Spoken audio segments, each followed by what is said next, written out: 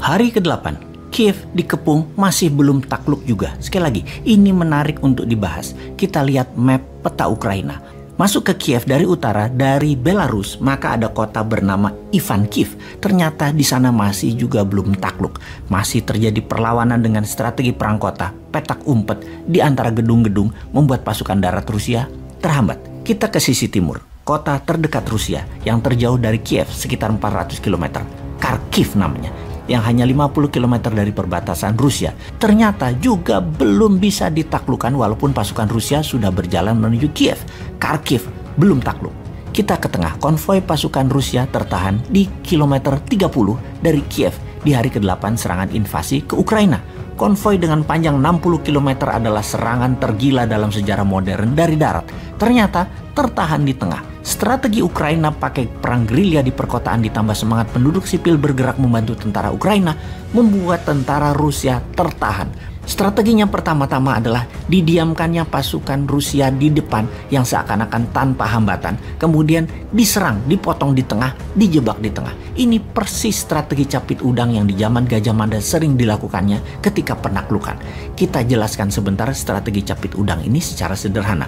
Misalnya, ada demo di depan Istana Negara nanti di zaman Nyumain berkuasa. Cara capit udang akan dipakai lebih banyak karena lebih efektif ketimbang strategi di Radameda atau di Rodomedo. Apalagi tuh di Rodomedo. Kita kembali ke pelajaran sejarah Nusantara sebentar, ke pelajaran zaman SD. Zaman saya SD di kampung dulu tentunya. Kalau sekarang nggak tahu ada apa nggak pelajarannya. Capit udang versus di Rodomedo.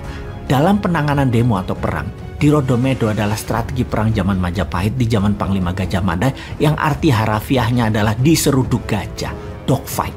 Pendemo dihadang polisi depan-depanan, itu dogfight. Ini biasanya yang menang, yang rapi, yang lengkap senjatanya, yang posisinya lebih tinggi atau lebih atas. Kalau yang nyerang di bawah posisinya capek mereka perangnya. Yang di atas pakai gravitasi, didorong alam. Di Rodomedo adalah bahasa lain, sekali lagi, diseruduk gajah. Dipakai di Wakanda sejauh ini dalam penanganan demo yang sesungguhnya tidak efektif. Sebaiknya pakai capit udang atau supit udang yang juga tersering Gajah Mada pakai. Kalau ada pendemo, pasukan penjaga di depan sedikit aja yang posisinya seruduk gajah, tapi yang di samping dibanyakin. Ketika pendemo masuk ke depan, maka pasukan samping masuk potong di belakang pendemo. Sehingga misalnya ada 3.000-an pendemo, yang 300-an masuk ke depan, dikurung dari belakang, yang 300-an terjepit dan terkurung. Ini pastinya cepat diam mereka yang di tengah karena dikepung 360 derajat. Melihat temannya dikepung yang sisanya yang 2.500-an, pasti mundur maju ragu karena kalau bergerak yang 300 bisa dalam tanda petik mati. Jadi biasanya cepat usai perang tersebut. Kalau pendemo nanti yang 300-an itu reda, duduk mereka. Lalu kemudian masuklah bosman duduk sejajar. Mau apa kalian? Yuk ngobrol. Kurang uang buat modal usaha, ngomong dong, nggak usah galak-galak gini. Kita printing money tapi buat produksi ya, jangan buat import barang Tiongkok, ngerti ya? Sudah deh, selesai masalah. Oke, kita kembali ke invasi Rusia. Agaknya Ukraina memakai strategi capit udang ini. Dibiarkannya sebagian tentara Rusia masuk, lalu dicapit seperti saat ini. Tentara yang paling depan dijebak di tengah, yang di belakang, yang konvoi tidak bisa maju. Rakyat dengan senjata apa adanya seperti molotov koktail, pisau, barikade berlapis-lapis atau catenaccio bergerendel melakukan jepitan di mana-mana. Tinggal tentara Ukraina dengan snipernya tembak-tembakin tentara Rusia yang kejebak di tengah. Ukraina sudah menyebarkan ribuan senjata diberikan ke penduduk karena ada wajib militer di sana. Semua orang jadi bisa pegang senjata. Itulah strategi Newman juga nanti.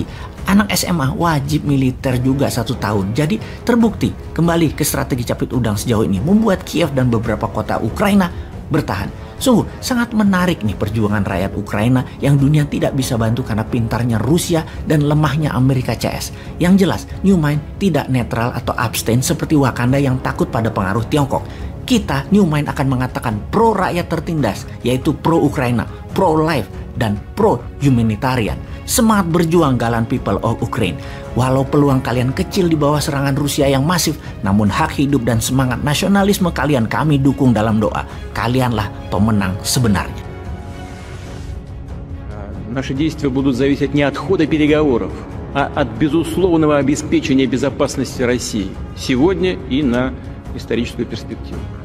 В этой связи мы ясно и четко дали понять, что дальнейшее движение НАТО на восток неприемлемо. Ну чего здесь непонятного?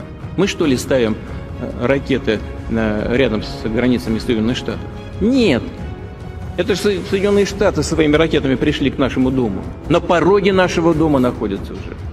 Ну разве это какое-то избыточное требование? Не ставить больше никаких ударных систем у нашего дома. Ну чего здесь необычного? Вот как американцы бы отнеслись, если мы бы взяли там на границе между Канадой и США или на границе Мексики и США поставили бы наши ракеты.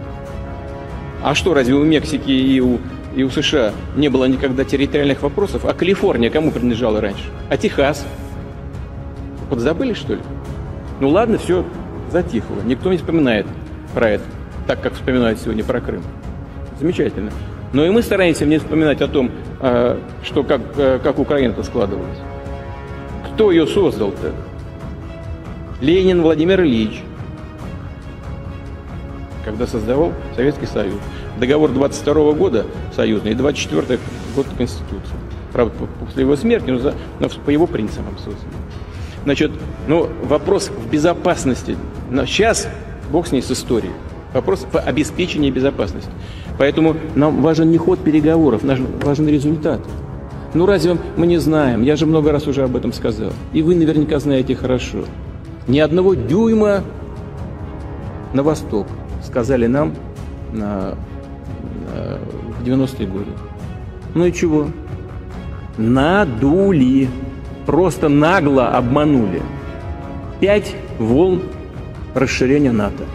И теперь уже, пожалуйста, в Румынии, сейчас в Польше появляются